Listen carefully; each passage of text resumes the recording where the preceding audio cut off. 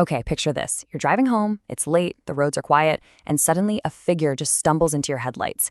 It's that heart-stopping moment every driver dreads, and it shines a light on a huge public safety issue that we don't talk about enough, the drunk pedestrian. This is a seriously dangerous situation that affects everyone on the road, and today we're going to break down exactly why. Wow, this quote just hits it right on the head, doesn't it? It perfectly captures that feeling from behind the wheel. 1 second, everything is normal, and the next, you're in a potential crisis. It's that absolute unpredictability that makes it so terrifying. All right, so that puts us right in the driver's seat, which brings us to our first big topic, the driver's dilemma. I mean, how are you supposed to react to someone who's behaving in a way that's completely irrational? Well, it all starts with knowing what to look out for. And you've got to see how specific these warning signs are. This isn't just about someone looking a little tipsy. We're talking about clear, observable behaviors, stumbling, walking in zigzags, completely blowing through a red light, or making a sudden move, like darting out from between cars. And sometimes you see something truly shocking, like someone sitting or even lying down in the road. These are the bright red flags that every single driver needs to be able to spot in an instant. So you see those signs. What do? Look, the playbook here is all about safety and de-escalation. Your first move, always, is to slow way down and give yourself more space. This is not the time to be glancing at your phone. You need total focus.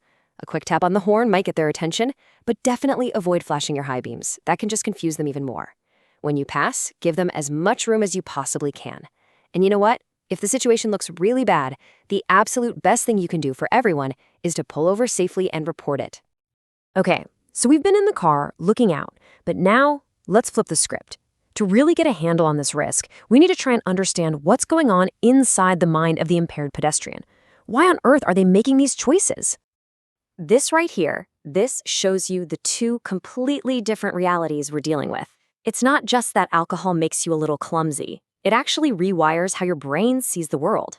A sober brain is like a powerful computer, processing everything at once. The traffic, the sounds, the risks. But an impaired brain?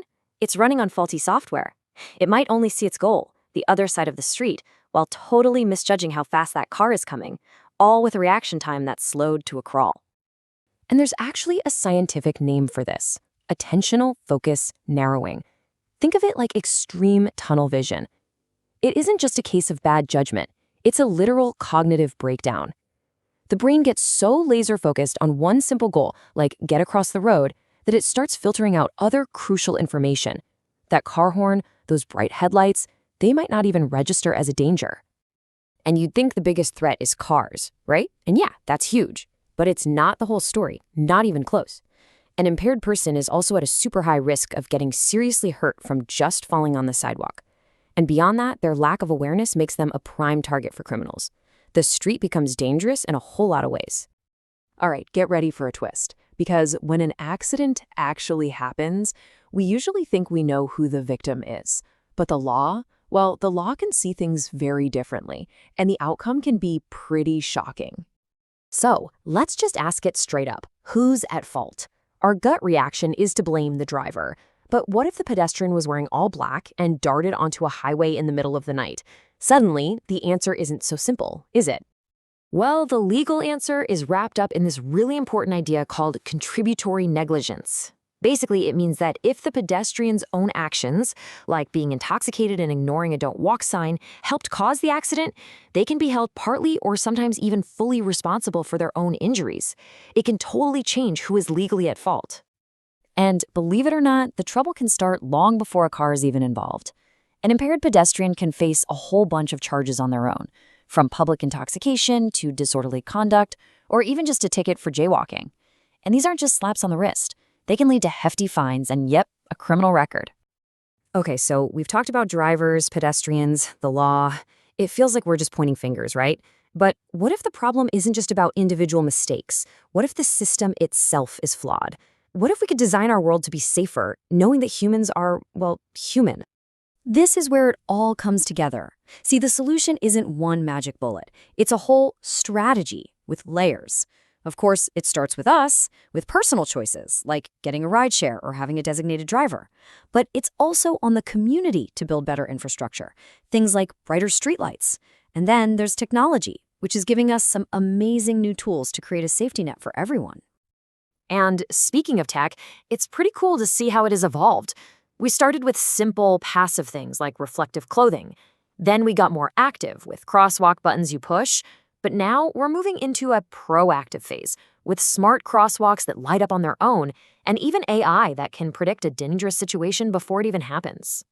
At the end of the day, we can literally engineer safety right into our cities. And it often comes down to these three huge areas. 1, better lighting, so everyone can see and be seen. 2, well-designed walkways that create a clear, safe space for people.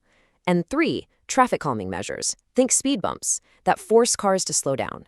These aren't just for protecting impaired people, they make the streets safer for all of us. So after looking at this from all these different angles, the driver, the pedestrian, the law, the city itself, one thing becomes crystal clear. This isn't about pointing fingers and assigning blame. It's about recognizing that safety on our streets is something we all have a stake in. And this is the most important thing to remember. Playing the blame game after a tragedy happens doesn't prevent the next one. You know what does? Building a smarter, more forgiving system. It's that combination of someone choosing a rideshare, a city installing better crosswalks, and new tech alerting a driver that creates a real, powerful web of safety. So here's the final thought I want to leave you with. As our world gets more connected, as our cities get smarter, our whole idea of responsibility has to evolve with it. It's not just about looking out for yourself anymore. It's about creating an entire ecosystem where we are all actively, intentionally looking out for each other. Please like, subscribe, and get notified.